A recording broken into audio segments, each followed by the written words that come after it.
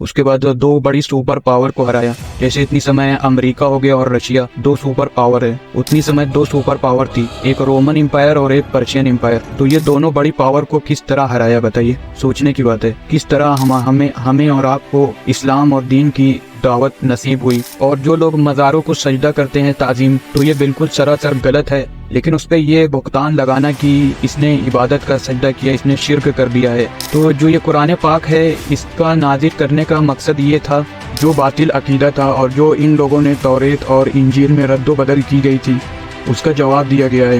اسلام 1400 سال پہلے سے نہیں نا, جب سے دنیا بنی ہے تب سے اسلام ہے. اور جو اتنی سمے اسرائیل فلسطین کا جنگ جو چل رہی ہے, جو یہ جیوز لوگ دنیا بھر میں آتنکواد پھیلا رہے ہیں, اس کو کیسے ختم کیا جائے. اچھے حکمران چنیں گے, آتنکواد کو ختم کریں گے, لیکن پہلے چاہیے کہ ہم لوگ اپنے اندر کی برائی سے لڑیں. سب سے بڑا جہاد وہی ہے. بسم اللہ الرحمن الرحیم. السلام علیکم. تو کیسے ہیں آپ لوگ؟ امید کرتا ہوں خیریت سے ہوں گے.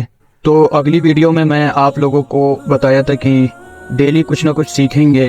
جتنا میں نے سیکھا ہے اپنے لائف میں, اتنا ایکسپیرینس آپ کو شیئر کر رہا ہوں. اور قرآن پاک ایک ایسی کتاب ہے جو کہ اللہ کی طرف سے نازل ہوئی ہے. اللہ تعالیٰ نے اپنے حبیب صلی اللہ تعالیٰ علیہ وسلم کے قلب پر نازل کی ہے ساری سورے. اور قرآن ایسی قرآن ہے جو کہ لوح محفوظ میں بھی جس طرح ترتیب لوح محفوظ میں ہے, اسی ترتیب سے جو آج ہم لوگ کے پاس قرآن پاک ہے اسی ترتیب میں شامل ہے. قرآن پاک کوئی اللہ کی طرف سے پہلی کتاب نہیں ہے. جب سے دنیا بنی ہے اور جب سے حضرت آدم علیہ السلام آئے ہیں دنیا میں, تب سے اللہ تعالیٰ اپنے بندوں کو گائیڈ کرتا رہا ہے, اپنے بندوں کو گائیڈ کرتا ہوا آیا ہے. 1,24,000 پیغمبر اس دنیا میں آئے ہیں, حضرت آدم علیہ السلام سے لے کر آپ صلی اللہ تعالیٰ علیہ وسلم تک 1,24,000 پیغمبر ہیں. بتائیے کتنے زیادہ پیغمبر آئے ہیں دنیا میں. اور سبھی نے ایک اللہ کی عبادت کی دعوت دی ہے اور برائی سے روکا ہے. اور سب کا یہی کہنا تھا کہ ایک ہی اللہ کی عبادت کرو اور برے کام نہیں کرو. اور جب اللہ تعالیٰ نے دنیا میں آدم علیہ السلام کو بھیجا تھا, تب بھی کہہ دیا تھا کہ میری ہدایت کو ماننا تو تمہیں نہ خوف ہوگا اور تم نہ غمگین ہوگے. تو سب سے پہلے اللہ تعالیٰ نے فرشتوں کو یہ کہا کہ میں زمین میں ایک خلیفہ بنانے والا ہوں, زمین میں اپنا ایک نائب بنانے والا ہوں. تو فرشتوں نے عرض کیا, اے اللہ عز و جل, کیا تو اسے نائب بنائے گا جو اس میں فساد پھیلائے گا اور خون بہائے گا؟ کیونکہ فرشتوں نے ایسا دیکھا تھا کہ دنیا میں پہلے جنات رہتے تھے, انسانوں سے پہلے جنات رہتے تھے, تو وہ خون ریزی کرتے تھے. اور تو یہی سوچ کے انہوں نے ایسا بولا کہ کیا تو اس میں ایسے شخص کو نائب بنائے گا جو فساد پھیلائے گا اور خون بہائے گا؟ پھر اللہ تعالیٰ نے فرمایا جو میں جانتا ہوں وہ تم نہیں جانتے ہو. پھر اللہ تعالیٰ نے آدم علیہ السلام کو بنایا, پیدا کیا مٹی سے.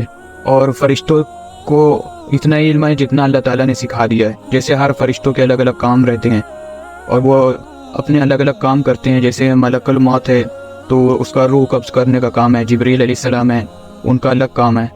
تو سارے فرشتے اپنے اپنے کام پہ لگے ہوئے ہیں. اور فرشتے مرد اور عورت ہونے سے پاک ہیں اور کھانے پینے سے پاک ہیں. تو اللہ تعالیٰ نے آدم علیہ السلام کو سب چیز کے نام بتا دیے اور ان کی صفات بتا دی, اور ان سب چیزوں کو فرشتوں کے سامنے پیش کیا اور کہا کہ فرشتوں سے کہ اگر تم اس بات میں سچے ہو کہ تم ہی خلافت کے مستحق ہو تو تم ان چیزوں کے نام بتاؤ. تو فرشتوں نے کہا کہ اے اللہ تو پاک ہے, ساری علم و حکمت تو تیرے ہی پاس ہے, ہمیں بس اتنا علم ہے جتنا تو نے ہمیں سکھا دیا, ساری علم و حکمت تیرے ہی پاس ہے. پھر حضرت آدم علیہ السلام سے عرض کیا کہ اے آدم تم انہیں ان چیزوں کے نام بتا دو. تو جب حضرت آدم علیہ السلام نے انہیں ان تمام چیزوں کے نام بتا دیے تو اللہ تعالیٰ نے فرمایا کہ کیا میں نے نہیں کہا تھا کہ میں زمینوں اور آسمان کی ساری چیزیں کو جانتا ہوں, اور میں یہ بھی جانتا ہوں جو تم چھپاتے ہو اور جو تم ظاہر کرتے ہو.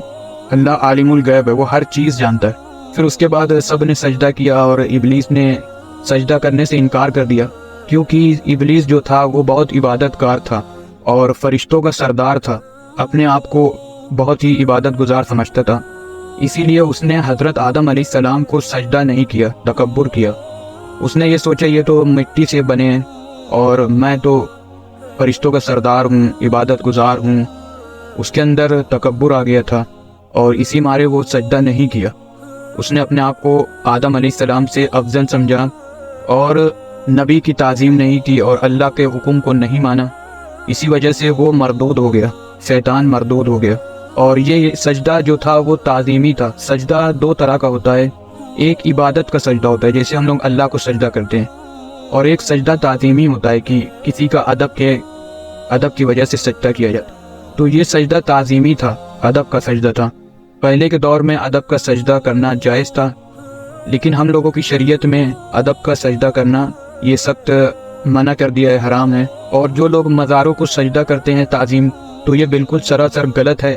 اور کچھ لوگ ان سجدہ کرنے والوں کو یہ کہتے ہیں کہ یہ عبادت کا سجدہ کر رہے ہیں اور ان کو پر کفر کا فتویٰ لگاتے ہیں، تو یہ اس سے بھی زیادہ غلط ہے جو کفر کا فتویٰ لگاتا ہے، کیونکہ جو فتویٰ لگاتا ہے کفر کا تو وہ اس کا دل کا حال نہیں جانتا ہے کہ یہ تعظیمی سجدہ کیا ہے یا پھر عبادت کا سجدہ کیا ہے۔ سجدہ تو دو طرح کا ہوتا ہے نا، لیکن اس پہ یہ بہتان لگانا کہ اس نے عبادت کا سجدہ کیا، اس نے شرک کر دیا ہے، تو یہ تو سراسر غلط ہے۔ آپ ان کے دل میں نہیں جھانک کے دیکھ سکتے کہ وہ عبادت کا سجدہ کیا یا تعظیمی سجدہ کیا ہے یا مزار کو چوما ہے، تو آپ نہیں کفر کا فتویٰ لگا سکتے ہیں۔ اگر انہوں نے اسی کو معبود بنا لیا تو مسجد کس لیے؟ وہ لوگ مسجد کیوں جاتے ہیں اور اللہ کو سجدہ کیوں کرتے ہیں؟ کچھ جو کم علم رکھتے ہیں، جو نہیں جانتے ہیں، وہ لوگ جا کے مزاروں کو سجدہ کرتے ہیں، اور ان کو اتنا علم نہیں رہتا، وہ ادب کرنے کے لیے سجدہ کرتے ہیں، اور وہ لوگ بھی جانتے ہیں کہ ایک اللہ ہے، اسی کی عبادت کرنا چاہیے، اس کے علاوہ کوئی معبود نہیں۔ تو ہم لوگوں کو بھی چاہیے کہ کسی پر بہتان نہیں لگائیں، کسی کے دل میں جھانک کر ہم لوگ نہیں دیکھ سکتے کہ وہ اس کا سجدہ کس طرح تھا۔ تو یہ کانسیپٹ کلیئر ہو گیا، سجدہ دو طرح کا ہوتا ہے، ایک تعظیم کا سجدہ اور ایک عبادت کا سجدہ۔ اور عبادت کا سجدہ صرف اللہ کے لیے خاص ہوتا ہے، اور تعظیم کا سجدہ جو ہے وہ ہماری شریعت میں منع کر دیا گیا ہے، حرام ہے اس کو کرنا۔ لوگوں کو دل میں شک پیدا ہوگا اس وجہ سے۔ تو ابلیس نے سجدہ کرنے سے انکار کر دیا، تکبر کیا اور اللہ کا حکم ماننے سے انکار کر دیا، اسی لیے وہ ذلیل ہو گیا۔ تو اللہ تعالیٰ نے حضرت آدم علیہ السلام کو آزمائش کے لیے جنت میں بھیجا، آزمائش کے لیے۔ آزمائش اللہ تعالیٰ تو پہلے ہی کہہ دیا تھا کہ میں زمین میں ایک خلیفہ بنانے والا ہوں۔ اللہ تعالیٰ نے جب آدم علیہ السلام کو تخلیق نہیں کیا تھا، اس سے پہلے ہی بتا دیا تھا فرشتوں کی کہ میں زمین میں ایک خلیفہ بنانے والا ہوں۔ تو اللہ تعالیٰ نے آدم علیہ السلام کی آزمائش کے لیے ان کو جنت میں بھیجا، اور یہ کنڈیشن رکھا کہ تم اور تمہاری بیوی حضرت حوا علیہ السلام کو آدم علیہ السلام کی پسلی سے پیدا کیا، اور بولا کہ تم اس جنت میں رہو اور جہاں سے جی چاہے وہاں سے کھاؤ پیو، مگر اس درخت کے قریب مت جانا۔ ایک درخت تھا، اس کے قریب جانے سے منع کیا، تو صرف قریب جانے سے منع کیا تھا۔ تو پھر شیطان نے ان لوگوں کو بہکایا اور بولا کہ اس درخت کا پھل کھا لو گے تو تم فرشتے نہ بن جاؤ، اور کہیں تم ہمیشہ زندہ رہنے والے نہ بن جاؤ، مطلب یہ لالچ دیا، اور اللہ کی جھوٹی قسم کھائی اس نے۔ آدم علیہ السلام اور حوا علیہ السلام نے سوچا کہ اللہ پاک کی جھوٹی قسم کون کھائے گا، تو اسی وجہ سے انہوں نے اس پھل کو کھا لیا۔ پہلے حضرت حوا علیہ السلام نے کھایا، پھر آدم علیہ السلام کو دیا تو انہوں نے بھی کھایا، اور جیسے ہی کھایا تو ان کے پردے کا مقام سب کھل گیا، تو اس کو پتے سے ڈھکنے لگے۔ آدم علیہ السلام کی جو خطا تھی تو وہ اجتہادی تھی خطا، مطلب شیطان کے بہکاوے میں آنے کی وجہ سے یہ خطا ہوئی۔ تو پھر اللہ تعالیٰ نے ارشاد کیا کہ تم اور تمہاری بیوی جنت سے اتر جاؤ اور دنیا میں چلے جاؤ، اور تمہارا ایک وقت تک ٹھکانہ رہے گا زمین میں۔ اور یہ بھی کہا تھا کہ تم اور تمہاری اولاد ایک دوسرے کے دشمن ہو گئے، شیطان اور انسان ایک دوسرے کے دشمن ہو گئے۔ اور یہ بھی کہا تھا کہ جو میری طرف سے ہدایت آئے گی اس کی پیروی کرنا، اور جو اس کی پیروی کرے گا تو اس کو کسی طرح کا خوف نہیں ہوگا اور نہ وہ غمگین ہوگا۔ پھر اس کے بعد بہت سا واقعہ ہوا، بہت سے انبیاء ہیں، 1,24,000 کم و بیش پیغمبر آئے دنیا میں۔ تو پھر سب سے لاسٹ میں جو ہے قرآن پاک نازل ہوئی آپ صلی اللہ علیہ وسلم پر۔ قرآن پاک لاسٹ میں نازل ہوئی۔ سب سے پہلے حضرت موسیٰ علیہ السلام پر توریت نازل ہوئی، تو زبور نازل ہوئی داؤد علیہ السلام پر، پھر انجیل نازل ہوئی حضرت عیسیٰ علیہ السلام پر، قرآن پاک نازل ہوئی آپ صلی اللہ تعالیٰ علیہ وسلم پر۔ تو جو یہ قرآن پاک ہے، اس کا نازل کرنے کا مقصد یہ تھا کہ جو موسیٰ علیہ السلام کی قوم بنی اسرائیل کا مطلب ہوتا ہے اللہ کا بندہ، تو جو بنی اسرائیل کے اندر جو برائی آ گئی تھی، پہلے وہ لوگ بھی مسلمان تھے تو انہوں نے توریت کو چینج کرنے لگے اپنے من مطابق، اور جو ان کو اچھا نہیں لگتا تھا اس کو بدل دیتے تھے، اور اپنی من کی کرتے تھے، اور جو ان کو صحیح نہیں لگتا تھا اس کو چینج کر دیتے تھے، اور برے کام کرتے تھے، جادو سیکھتے تھے، اور یہ بہتان لگاتے تھے کہ یہ سلیمان علیہ السلام ایسا کرتے تھے، اور اللہ کی کتاب کو پیٹھ کے پیچھے چھوڑ دیا تھا، اور انبیاء کو قتل کرنے لگے۔ اور ایسے ہی عیسیٰ علیہ السلام کے ساتھ بھی ہوا کہ عیسیٰ علیہ السلام کو اللہ کا بیٹا ماننے لگے، معاذ اللہ تعالیٰ اولاد سے پاک ہے۔ تو جو ان لوگوں میں خرابی آئی تھی اس کا جواب دیا گیا ہے قرآن میں، اور اسلام 1400 سال پہلے سے نہیں نا، جب سے دنیا بنی ہے تب سے اسلام ہے۔ جو باطل عقیدہ تھا اور جو ان لوگوں نے توریت اور انجیل میں رد و بدل کی گئی تھی اس کا جواب دیا گیا ہے، اور اس میں بتایا گیا ہے کہ کس طرح اسلام پوری دنیا میں کس طرح پھیلایا گیا ہے، کیسے آپ صلی اللہ علیہ وسلم مکے میں رہ کے کفار کے بیچ میں رہ کے اسلام کو دین کو کیسے غالب کیا، کس طرح سے جو شرک کرتے تھے بتوں کی پوجا کرتے تھے اس کو ختم کیا، پورے مکے میں اسلام پھیلایا، مدینے میں اسلام پھیلایا، اور پورے عرب میں اسلام پھیلایا، پورے عرب کنٹری میں۔ اس کے بعد دو بڑی سپر پاور کو ہرایا، جیسے اتنی سمے امریکہ ہو گیا اور رشیا دو سپر پاور ہے، اتنی سمے دو سپر پاور تھی، ایک رومن امپائر اور ایک پرشین امپائر۔ تو یہ دونوں بڑی پاور کو کس طرح ہرایا بتائیے، سوچنے کی بات ہے۔ کس طرح ہمیں اور آپ کو اسلام اور دین کی دعوت نصیب ہوئی، کس طرح ہم لوگ تک اسلام پھیلا، کتنی اچھی سٹوری ہے، ہم لوگ جانتے ہی نہیں نا کہ کس طرح دنیا بھر میں اسلام پھیلا، اور دو سپر پاور سے کس طرح مقابلہ کیا گیا، کس طرح جنگیں ہوئی۔ تو یہ قرآن پڑھیں گے تو ہم لوگوں کو سب پتہ چلے گا، اور ہم لوگوں کے جو معاملات ہیں، زندگی کے جو معاملات ہیں، کیسے رہنا سہنا ہے، کیسے شادی بیاہ کرنا ہے، کیا نکاح کا، طلاق کا، اور گھر کے بٹوارے کا، اور ساری چیز کا بارے میں بتایا گیا اس قرآن پاک میں۔ اور جو اتنی سمے اسرائیل فلسطین کا جنگ جو چل رہی ہے، تو ہم لوگوں کو جو اسرائیلی جیوز ہیں وہ لوگوں کو بھی جاننے کو ملے گا کہ وہ لوگ کیا حرکتیں کرتے تھے، کیوں مسلم اور جیوز کے بیچ میں اتنی لڑائی ہے۔ تو یہ قرآن پڑھیں گے تو ساری چیز پتہ چلے گی۔ اور جو یہ جیوز لوگ، یہودی لوگ پوری دنیا کی اکانومی کو کنٹرول کیے ہیں، تو ہم لوگ کس طرح کنٹرول کر سکتے ہیں، یہ سب آپ صلی اللہ علیہ وسلم نے باقاعدہ کر کے دکھایا ہے۔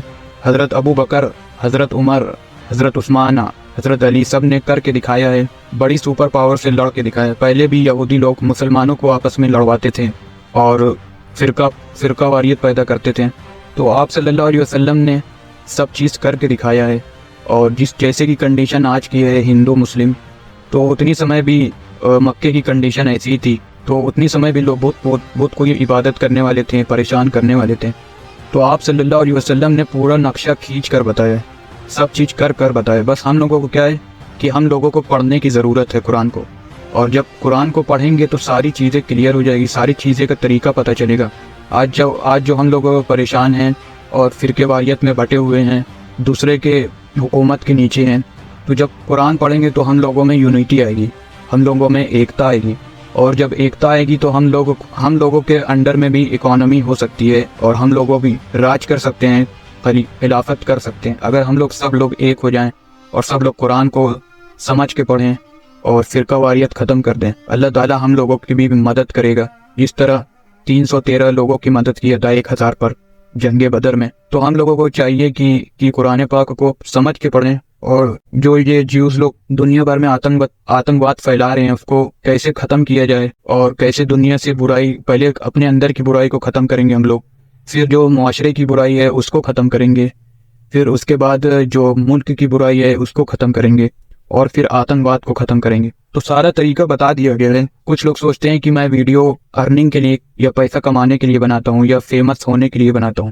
تو یہ ویڈیو میں اس لیے بناتا ہوں کہ تھوڑا دین کا کام ہو جائے، اور اپنے یوٹیوب چینل پر میں ایڈ بھی نہیں آن کیا ہوں، اور نہ ہی ارننگ، مجھے یہ پیسہ جائز نہیں لگتا، کیونکہ زیادہ تر اسرائیلی کا پروڈکٹ ہوتا ہے اس میں، اور ایڈورٹائز بھی عورتیں لوگ کرتی ہیں، بے پردگی ہوتی ہے، سب انہی کے انڈر میں ہے۔ جتنا سوشل میڈیا ہے، فیس بک، انسٹاگرام، واٹس ایپ، یوٹیوب، ساری ٹیکنالوجی انہی کے انڈر میں۔ تو ان کی جب ہسٹری پڑھیں گے قرآن میں، یہ لوگ کیا کرتے تھے، کیا مطلب انہوں نے ظلم کیا، کتنا آتنکواد پھیلایا، تو جب پڑھیں گے تب جانیں گے، اور کیسے ان سے مقابلہ کرنا ہے اس کا بھی طریقہ بتایا گیا ہے۔